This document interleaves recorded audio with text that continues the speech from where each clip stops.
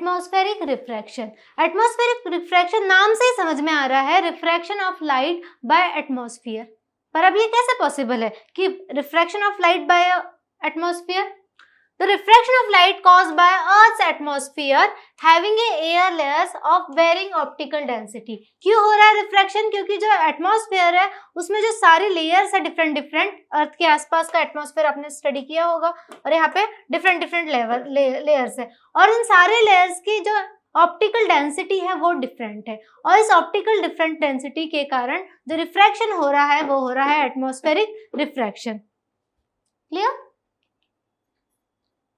ये देखते हैं जैसे सनलाइट स्ट्रेट आ रही है क्योंकि हमने देखा था कि हमारे एटमॉस्फेयर में डिफरेंट डिफरेंट डेंसिटी का आपको लेयर्स मिलेगी, उसके बाहर जो मिलेगा वो सारा क्या हो जाएगा? वैक्यूम। और हमने देखा है वैक्यूम में लाइट कैसे ट्रेवल करती है? स्ट्रेट लाइन में। तो अगर आप किसी भी स्टार की, सन की किसी भी लाइट को देखना तो क्या होगा, वो वैक्यूम में तो स्ट्रेट लाइन में ट्रेवल करेगी, लेकिन जैसे ही वो एटमॉस्फेयर में एंटर करेगी और एटमॉस्फेयर में एंटर करने के बाद भी क्या हो रहा है कि जो उसकी डेंसिटी है, जैसे जैसे आप अर्थ के पास जा रहे हैं वैसे वैसे डेंसिटी इंक्रीज हो रही है। तो आप पहले लेयर में गए तो यहाँ जैसे डेंसिटी चेंज हुई उन्हें सीधे नॉर्मल फॉर्म की है, लाइट बेंड हो गई। क्लियर? फिर वो दूसरे लेयर में पहुंचे, फिर डेंसिटी चेंज हो रही है, फिर लाइट बेंड हो गई। तो जैसे जैसे आप अर्थ के पास जाएंगे डेंसिटी चेंज होते जाएगी और लाइट बार बार बेंड होते जाएगी और इसी बेंडिंग ऑफ लाइट के कारण बहुत सारे फिनोमेना देखने मिलते हैं, जैसे हमें अपैरेंट और real position of star change मिलती है। तो ये आगे हम डिस्कस कर रहे हैं। पर ये आया कि एटमॉस्फेयर में डिफरेंट डेंसिटीज की जो लेयर है उस कारण जो रिफ्रैक्शन हो रहा है वही है आपका एटमॉस्फेरिक रिफ्रैक्शन। इसका सबसे अच्छा एग्जांपल है appearance of star position. Star की जो पोजीशन है वो आपको रियल पोजीशन से डिफरेंट दिखती है, आपने कभी ऑब्जर्व नहीं किया होगा और ये चीजें हम सब पहचान भी नहीं पाएंगे कि स्टार की एक्चुअल पोजीशन है कहाँ। तो हम देखते हैं जो हम लोग को जो पोजीशन दिख रही है वो एक्चुअल है कि अपीयरेंट है। It is due to atmospheric refraction. और क्या हो रहा है, सेम स्टार लाइट है वो एटमॉस्फेरिक रिफ्रैक्शन के कारण हम लोग को डिफरेंट पोजीशन में दिख रही है। जो अभी हमने देखा कि वो अर्थ बाहर से तो आ रही है, पहले तो वो वैक्यूम में क्या हो रहा है, स्ट्रेट लाइन में चलेगी वैक्यूम में, और जैसे ही वो एटमॉस्फेयर में एंटर कर रही है, अर्थ के एटमॉस्फेयर में एंटर करेगी तो क्या होगा, अपना वो पाथ चेंज करेगी। फिर जैसे डेंसिटी चेंज होगी फिर पाथ चेंज करेगी, फिर डेंसिटी चेंज होगी तो पाथ चेंज करेगी, और ऐसे जो नंबर ऑफ टाइम्स जो डेंसिटी चेंज होने के बाद जो पाथ चेंज हो रहा है, इस कारण क्या हो रहा है कि वो पहले तो जहां पे भी, जैसे ये एक्चुअल स्टार पोजीशन है तो वो यहाँ तक तो सही आया, फिर वो पाथ चेंज करके उसे डिफरेंट दिख रहा है, तो उसे तो लग रहा है कि ये यहाँ से लाइट आ रही है, बट एक्चुअल में लाइट तो यहाँ से आ रही थी। तो ये एटमॉस्फेरिक रिफ्रैक्शन के कारण क्या हो रहा है, हमें स्टार की पोजीशन डिफरेंट दिख रही है, रियल पोजीशन अलग थी और जो पोजीशन हम देख रहे हैं, जो एक्चुअली हमें स्टार दिखते हैं वो रियल पोजीशन नहीं है, वो है अपैरेंट स्टार पोजीशन। जो स्टार हम रोज देखते हैं नाइट्स में वो अपैरेंट पोजीशन है, रियल बिल्कुल नहीं। The temperature and the density of different layers of the atmosphere keeps varying। और क्या है कि जो हमारा एटमॉस्फेयर का टेम्परेचर है, डेंसिटी है, वो टाइम टू टाइम वेरी कर रही है। हमारा एटमॉस्फेयर ही फिक्स्ड नहीं है, बहुत वेरी करता है, और इस वेरिंग एटमॉस्फेयर के कारण जो उसकी डेंसिटी है वो चेंज होते जा रही है और आपको उसकी पोजीशन चेंज मिल रही है। Distant star act as a point source of light। When the starlight enter the Earth's atmosphere, it undergo refraction। जो भी हमने डिस्कस किया सेम चीजें यहाँ लिखी है कि वो रिफ्रैक्शन होगा और उसके बाद नंबर ऑफ टाइम्स रिफ्रैक्शन होने के कारण आपको उसकी पोजीशन चेंज दिखेगी और ये नॉर्मल के टुवर्ड्स बेंड हो जाती है जैसे ही वो डेंसिटी चेंज होती है वहां से, और रिफ्रैक्शन हो रहा है नॉर्मल के साइड बेंड हो जाएगी क्योंकि वो रेयरर से हाइयर डेंसिटी में एंटर कर रही है light. Due to this, the apparent position of star is different from the actual position and the star appears higher than its actual position। जो actual position है उससे higher दिख रहा है, lower नहीं दिख रहा है, क्योंकि जितने टाइम्स वो रिफ्रैक्शन हो रहा है उसके बाद जो स्टार है उसकी पोजीशन आपको हाइयर मिलेगी। नेक्स्ट है ट्विंकलिंग ऑफ स्टार। अभी हमने देखा कि स्टार की पोजीशन तो चेंज है बट ट्विंकलिंग ऑफ स्टार भी एक फिनोमेना हो रहा है। हम सभी ने देखा कि हम कहते हैं तारे चमकते हैं, क्यों चमकते हैं रीजन पता है, तो ये भी रीजन है इसके पीछे का, ड्यू टू एटमॉस्फेरिक रिफ्रैक्शन। अब ये कैसे है, distant stars act like a point source of light. हमने ये तो देखा कि स्टार क्या है, पॉइंट सोर्स के टाइप एक्ट करेगा, और ये भी पढ़ लिया हमने कि एटमॉस्फेरिक रिफ्रैक्शन के कारण हमें उसकी एक्चुअल पोजीशन और अपरेंट पोजीशन डिफरेंट मिलती है, मतलब जो उसकी एक्चुअल पोजीशन है वो तो दिखती नहीं है, पर फिर ट्विंकल क्यों कर रहा है स्टार। ठीक है, हमने ये भी समझ लिया कि पोजीशन मतलब ये पर्सन खड़ा है अर्थ पे और स्टार मान लो यहाँ है, लेकिन उसे वो यहाँ विजिबल दिख रहा है, यहाँ से ना जाते हुए वो उसे यहाँ विजिबल हो रहा है। ये तो एक रीजन होगा कि स्टार हमें हायर पोजीशन में दिख रहा है, पर ट्विंकल क्यों कर रहा है। तो सबसे पहले अर्थ के आसपास जो एटमॉस्फेयर है वो क्या है, हमने देखा है कि अर्थ हमारी, हमें पता है कि अर्थ रोटेट कर रही है टाइम टू टाइम अपने फिक्स टाइम में, पर जो एटमॉस्फेयर है अर्थ की स्पीड से ज्यादा तो एटमॉस्फेयर चेंज होते जा रहा है, और हमारा एटमॉस्फेयर इतनी स्पीडली चेंज हो रहा है, कभी फिक्स्ड नहीं है।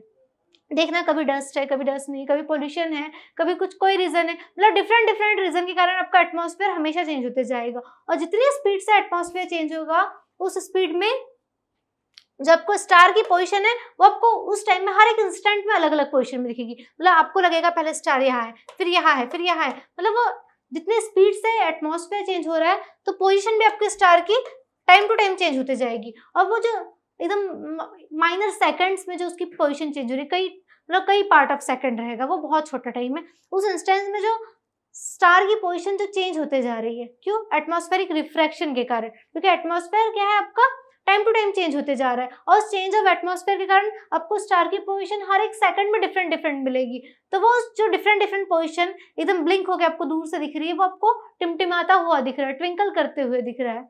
समझ में आया रीजन कि starlight keeps deviating from its path, the appearance position of star keeps on changing because physical condition of earth's atmosphere is not stationary। हमने यही डिस्कस किया कि जो अपना एटमॉस्फेयर है वो स्टेशनरी नहीं है, वो बहुत छोटे सेकंड में चेंज हो रहा है, हर अगले दिन आपको नया एटमॉस्फेयर मिलेगा, हर अगले टाइम आपको नया एटमॉस्फेयर मिलेगा। हम इसे ऑब्जर्व नहीं कर पाते, पर एटमॉस्फेयर हम लोग का बहुत रैपिडली चेंज कर रहा है, बिल्कुल स्टेशनरी नहीं है, और इसी के कारण आपको स्टार ट्विंकल करते हुए दिख रहे हैं। Hence, amount of light enters our eye is fluctuated, sometime bright and sometime dim, क्योंकि पोजीशन बार बार चेंज हो रही है तो कभी हमको ब्राइट दिखेगा, कभी डिम दिखेगा, कभी ब्राइट डिम, और इसी कारण आपको ट्विंकलिंग इफेक्ट ऑफ स्टार मिल रहा है। ठीक है, नेक्स्ट है advanced sunrise and delayed sunset. ये पता है कि जो हम लोग का सनराइज होता है वो एडवांस होता है, कुछ टाइम पहले होता है, और जो सनसेट हो रहा है वो कुछ टाइम बाद हो रहा है। क्यों होता है चलो जानते हैं, होता भी है कि नहीं, कैसे हो रहा है ये जानते हैं अच्छे से। तो हम हमेशा देखना, जब आप मॉर्निंग में उठ रहे हैं, मतलब हम लोग को पता है कि सनराइज का टाइम क्या है आज, जैसे 6:15 मान लो सनराइज का टाइम है, ठंड के दिनों में लेट होता है, और क्या समर टाइम में थोड़ा जल्दी हो जाता है। तो मान लो कि आपको पता है कि आपने न्यूज़पेपर में पढ़ लिया कि अगले जो नेक्स्ट मॉर्निंग है वो 6:15 में आपका सनराइज होगा, तो क्या वो एक्चुअली 6:15 में सनराइज हो रहा है कि वो 6:13 में हो रहा है कि 6:30 में हो रहा है, लेट हो रहा है। तो क्या हो रहा है कि जब एक्चुअली मतलब सुबह उठ गए हम, अर्थ में है और हम देख रहे हैं कि आपको सन यहाँ से दिख रहा है, पर क्या सन आपको एक्चुअल में वो है यहाँ पे, एक्चुअल में जो सन है वो रहेगा, होरिजन होते हैं। होरिजन क्या होता है, होरिजन होता है अर्थ है जहाँ पे आपको अर्थ और स्काई मिलते हुए दिखे, मतलब अपने किसी दूर मैदान में चले जाना, दूर देखना, जहाँ पे आपको धरती और आकाश मिलता हुआ दिखेगा, वो दूर पोजीशन जो हम कहते हैं वही होता है होरिजन, या फिर इसको हिंदी में क्षितिज कहा जाता है। तो इस पोजीशन में, तो मॉर्निंग में क्या होता है, जो सन होता है वो उस होरिजन के पास होता है, और उस कंडीशन में क्या होता है कि जो एक्चुअल पोजीशन रहती है वो उस होरिजन के नीचे रहती है सन की, मतलब होरिजन हम दूर देख रहे हैं, आपको होरिजन के ऊपर दिख रहा है तो आप कहोगे कि सनराइज है, सन दिख रहा है, और उस होरिजन के नीचे जा चुका है तो सनसेट हो गया है। तो मॉर्निंग में क्या होता है कि वो सन उस होरिजन के नीचे होता है, और जैसे वो लाइट आती है, लेकिन हमने यही पढ़ा अभी कि एटमॉस्फेरिक रिफ्रैक्शन हो रहा है, और एटमॉस्फेरिक रिफ्रैक्शन के कारण ये light bar bar number of times bent हो रही है, और नंबर ऑफ टाइम्स बेंट होने के कारण ये लाइट आपको ऐसा लगेगा कि ये कहीं और से आ रही है, मतलब ये सन यहाँ है पर आपको लगेगा कि सनलाइट कहीं और से आ रही है, और आपको सन अपीयरेंट यहाँ होगा। दैट मीन्स सन की एक्चुअल पोजीशन ये है, बट ये इसकी अपीयरेंट पोजीशन थी, ये सन की अपीयरेंट पोजीशन है। दैट मीन्स कि सन अभी राइज हुआ नहीं है, सन अभी होरिजन के नीचे ही है, पर आपको लगेगा कि सनराइज तो हो चुका है। तो ये जो इंटरवल होता है ये होता है 2 मिनट्स का, मतलब आपको सनराइज 2 मिनट्स अर्ली दिखेगा। सिमिलरली अगर आपने देखा कि सनराइज जल्दी हो गया, सिमिलरली सनसेट में भी होता है। तो हम पहले देखते हैं कि actual sunrise happens when it is below the horizon. हमने अभी पढ़ा कि एक्चुअल सनराइज कब होता है, होरिजन के बिलो, बट वो क्या था, होरिजन के नीचे था, लेकिन एटमॉस्फेरिक रिफ्रैक्शन के कारण आपको होरिजन के ऊपर दिख रहा है। The rays of light from the sun below the horizon reach our eyes because of the refraction of light. Similarly, the sun can be seen about few minutes after the actual sunset. Same reason sunset के बाद भी होता है, same phenomena कि जो आपका sun है वो सेट हो जाएगा, लेकिन हमें लगेगा कि अभी भी दिख रहा है, क्योंकि सेम वो सेट हो जाएगा, लेकिन मान लो कि वो सन पूरा आ गया दिन में और वापस सेट हो गया, फिर क्या होगा कि आपको अपीयर तो होगा, क्योंकि एटमॉस्फेरिक रिफ्रैक्शन के कारण वो आपको बाद में भी दिखते रहेगा। तो आपको लगेगा कि सनसेट तो अभी होने का बाकी है, पर नहीं, एक्चुअल में सनसेट हो चुका होगा, होरिजन के नीचे जा चुका है, वो तो उसकी एटमॉस्फेरिक रिफ्रैक्शन के कारण आपको अपीरेंट पोजीशन दिख रही है सन की, मतलब वो रियल सन नहीं होता। और ये कितने मिनट का होता है, ये भी लास्ट के 2 मिनट्स का होता है। तो ये मॉर्निंग के 2 मिनट्स और इवनिंग के 2 मिनट्स मिला के जो आपका 4 मिनट्स है, ये आपका डे का जो टाइम है 4 मिनट्स इंक्रीज कर दे रहे हैं। क्यों? क्योंकि पहले अर्लियर सनराइज हो जा रहा है और लास्ट में डिले हो रहा है, तो ये 4 मिनट्स डे का टाइम बढ़ा दे रहे हैं। और रीजन क्या है, this is due to atmospheric refraction. Because of this sun is visible about 2 minutes earlier than actual sunrise and about 2 minute after the actual sunset. हमने यही पढ़ा कि 4 मिनट्स ये डे का टाइम बढ़ा दे रहे हैं, क्योंकि 2 मिनट पहले दिख रहा है एंड 2 मिनट बाद में दिख रहा है आपको। Now the next topic is scattering of light. Scattering of light क्या है, पहले हम डेफिनेशन पढ़ लेते हैं। Molecules of medium after absorbing incoming light radiations emits them in all direction, this phenomena is called scattering. मतलब किसी मीडियम के मॉलिक्यूल्स लाइट आने से अलग अलग डायरेक्शन में फैल जाते हैं, ये होता है स्कैटरिंग ऑफ लाइट। अब हमने डिस्पर्जन में भी किया था कि जो लाइट आ रही है वो डिस्पर्ज हो रही है, अलग अलग डायरेक्शन में फैल जा रही है। फिर स्कैटरिंग क्या हो रही है, तो डिस्पर्जन में क्या होगा कि एक डेफिनेट डायरेक्शन रहेगा कि फिक्स डायरेक्शन यहाँ ही जाएगी, लेकिन मतलब एंगल ऑफ डिस्पर्जन फिक्स है कि कौन वेवलेंथ पे डिपेंड करता है, किसी चीजों पे डिपेंड कर रहा है। लेकिन स्कैटरिंग में क्या होगा, रैंडमली किसी भी डायरेक्शन में, ऑल डायरेक्शन लिखा ही है, किसी भी डायरेक्शन में रैंडमली फैल जाएंगे, तो ये होता है स्कैटरिंग ऑफ लाइट। एग्जाम्पल्स क्या क्या है स्कैटरिंग ऑफ लाइट के, तो एग्जाम्पल है the blue colour of sky. हम सभी ने देखा है कि दिन के टाइम में जब सनलाइट रहती है आपका स्काई देखना पूरा ब्लू दिखता है, क्यों, आगे डिस्कस कर रहे हैं, एग्जाम्पल्स देख लेते हैं अभी हम। सेकंड है colour of water in deep sea, ये भी इसका एग्जाम्पल है स्कैटरिंग ऑफ लाइट।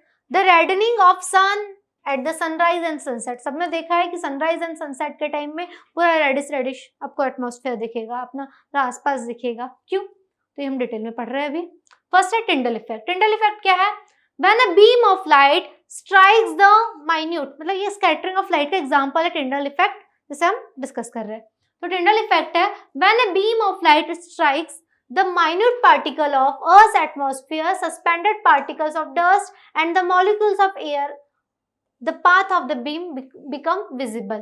तो क्या होगा कि जब भी बीम ऑफ लाइट स्ट्राइक करेगा तो जितने भी एकदम माइन्यूट पार्टिकल, एकदम छोटे छोटे पार्टिकल, मतलब एकदम छोटे घर है तो हम फोटॉन तक के नहीं पहुंचेंगे, उससे बड़े पार्टिकल, वो हमें उसका पाथ विजिबल होने लगेगा। जब भी आपको लाइट स्ट्राइक करेगी तो आपको देखना माइन्यूट पार्टिकल का पाथ विजिबल होने लगेगा। इसका सबसे अच्छा एग्जांपल है, पूरे कमरे में डार्क है, बाहर मतलब बाहर सनलाइट है, अंदर डार्क है, सारे विंडोज वगैरह बंद है, एक छोटा सा होल करना, मतलब कहीं से या फिर विंडो हल्की से ओपन करना, तो आपको जो सनलाइट आते हुए दिखेगी, और उस सनलाइट में देखना कि आपको डस्ट पार्टिकल मूव करते हुए दिखेंगे, आपको उस डस्ट पार्टिकल का पाथ दिखेगा। तो यही तो है टिंडल इफेक्ट, आपको शो कर रहा है वो कि हमें पार्टिकल्स का जो पाथ विजिबल हो रहा है, इसी इफेक्ट को हम बोल रहे हैं टिंडल इफेक्ट। इसके बहुत सारे एग्जांपल्स हैं। The phenomena of scattering of light by the colloidal particles give rise to Tyndall effect. Same अगर हम लिक्विड में देखें तो कोलोइडल पार्टिकल में हमने देखा था कि जो कुछ मतलब मॉलिक्यूल्स है, कुछ पार्टिकल्स है, वो एक लिक्विड में, सॉल्यूशन में मिक्स्ड रहते, लिक्विड में मिक्स्ड रहते, तो इन दोनों मिलके कोलोइडल सॉल्यूशन बना रहे हैं। तो कोलोइडल सॉल्यूशन के से आप टिंडल इफेक्ट इजीली देख पाएंगे।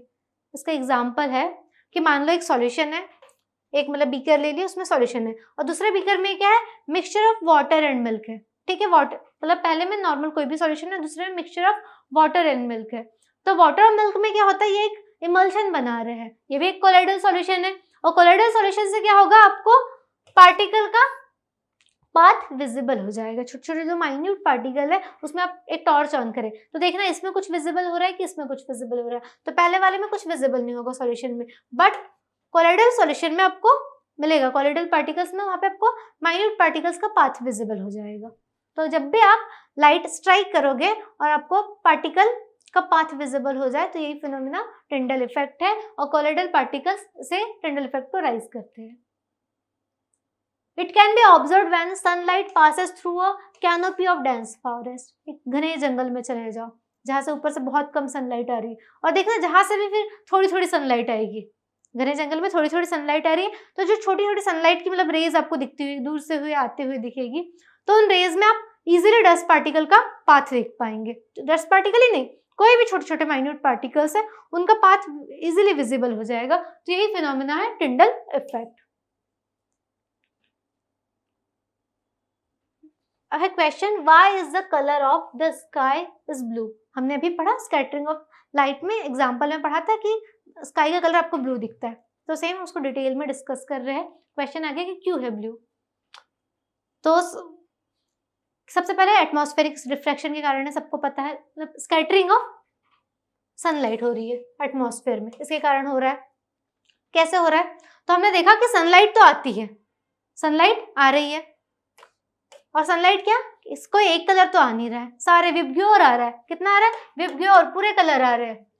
अब विबग्योर में आपको स्काई ब्लू ही क्यों दिख रहा है, दूसरे कलर क्यों नहीं दिख रहे हैं। तो सबसे पहले क्या होगा कि जिसकी जितना मतलब जितनी वेवलेंथ कम है उतना डेविएशन ज्यादा होता है, हमने ये देखा था। तो शॉर्टर वेवलेंथ के कौन कौन से हैं, वॉयलेट भी होता है, इंडिगो भी होता है, ब्लू भी होता है। फिर आपको वॉयलेट इंडिगो क्यों नहीं दिखता है, स्काई ब्लू क्यों दिखता है, तो क्या है कि अपनी आईज इतनी सेंसिटिव नहीं है इन कलर्स के लिए। मतलब वॉयलेट इंडिगो भी हो रहा है पर हम लोग की आईज इतनी सेंसिटिव है नहीं, तो हम उसे जज नहीं कर पा रहे। और फिर जो ब्लू कलर है वो आपको पूरा स्कैटर होते हुए दिखेगा, क्योंकि हमने पढ़ा है जितनी स्मॉल वेवलेंथ रहेगी उतनी ज्यादा स्कैटर होगा, उतनी ज्यादा डेविएट होते हैं कलर्स।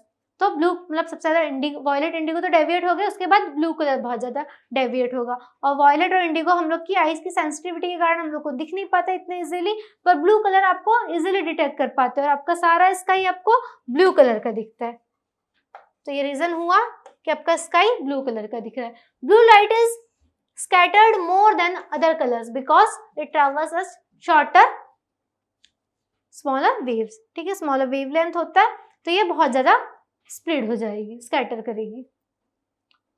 नेक्स्ट है colour of sunrise and sunset. Colour of sunrise sunset कभी ऑब्जर्व किया है, कैसा होता है, हल्का सा पूरा रेडिश आपका माहौल हो जाता है आसपास सनराइज और सनसेट के टाइम। स्पेशली दिन में तो देखना आपको एकदम ब्राइट लाइट आ जाएगी, आपका स्काई पूरा डार्क, स्काई ब्लू कलर का दिखेगा, बट मॉर्निंग में और सनसेट के टाइम में रेडिश हो जाता है। तो ये भी स्कैटरिंग ऑफ लाइट के कारण है। कैसे, while sunrise and sunset the color of the sun and its surrounding appears red। कुछ ऐसे दिखता है रेडिश, क्यों, during sunset and sunrise the sun is near the horizon and therefore the sunlight has to travel larger distance। हमने अभी पढ़ा था कि क्या होता है, सनराइज में हॉरिजन के पास होता है, और होता तो वो हॉरिजन के नीचे है, सबसे मॉर्निंग में देख लो, और हम अपेरेंट पोजीशन क्या होती है कि हमें ऊपर दिखने लगती है। जैसे जैसे ये ऊपर आता है तो ये देखना हॉरिजन से पास करता है, और यहाँ से अर्थ तक जाने में उसे सबसे ज्यादा डिस्टेंस ट्रेवल करना पड़ता है एज कम्पेयर टू बाकी जगह। मतलब सन अगर अर्थ के दूसरे एरिया में रहेगा तो उतना नहीं जितना वो मॉर्निंग और सनसेट में, मॉर्निंग और इवनिंग में, क्योंकि इवनिंग में भी कहाँ रहेगा, वो हॉरिजन के पास रहेगा, सेम मॉर्निंग में भी हॉरिजन के पास रहेगा, और उसे सबसे ज्यादा डिस्टेंस ट्रेवल करनी है उस लाइट को। तो जो जितनी डिस्टेंस ट्रेवल करनी है, और हमको पता है कि जो दूसरे कलर है, जो विबग्योर के बाकी कलर है स्टार्टिंग के, वो जल्दी जल्दी स्कैटर हो रहे हैं, जल्दी जल्दी डेविएट हो रहे हैं। तो सबसे हायर वेवलेंथ किसकी है, रेड कलर की, और रेड कलर की हायर वेवलेंथ है, इस कारण वो जल्दी स्कैटर नहीं होगा पहले। तो हमें लास्ट में क्या मिलेगा सर, रेड कलर, क्योंकि बाकी तो पहले ही स्कैटर हो गए, दिख ही नहीं रहे हमें। तो वहां पे आपको जो लास्ट तक के कलर पहुंचेगा वो पहुंचेगा रेड कलर, और इस कारण आपको रेड कलर का एटमॉस्फेयर दिखेगा। जो colour of sunrise and sunset है वो रेडिश दिखेगा, क्योंकि रेड कलर को लार्जर डिस्टेंस ट्रेवल करना पड़ रहा है। Due to this the most of the blue light वो पहले स्कैटर हो जाएगी, most of the blue light scatter earlier and the red colour reach to the our eyes. The light of the longer wavelength reaches to eye. This is why sun appears red in the color. Next is why the danger signal or the sign is made of the red color. ये हमने हमेशा देखा होगा कि जो भी danger signal है या कहीं पे भी साइन बने हुए हैं वो रेड कलर के होते हैं, बाकी कलर से क्यों नहीं होते? तो सेम हमने अभी डिस्कस किया कि स्कैटर हो रही है, रेड कलर की वेवलेंथ क्या हो रही है, सबसे हाईएस्ट है, तो वो दूर तक के मतलब फॉग रहे या आगे कोई भी ऑब्स्टेकल रहेंगे तो रेड कलर ह्यूमन की आई में इजीली लास्ट तक के विजिबल रहेगा. Red color scatters the most when strikes the small particle of fog and smoke because it has the maximum wavelength. हमने अभी डिस्कस किया कि रेड कलर की वेवलेंथ सबसे मैक्सिमम है, इसलिए वो सबसे ज्यादा स्कैटर करेगा. Hence from the large distances also we can see the red color.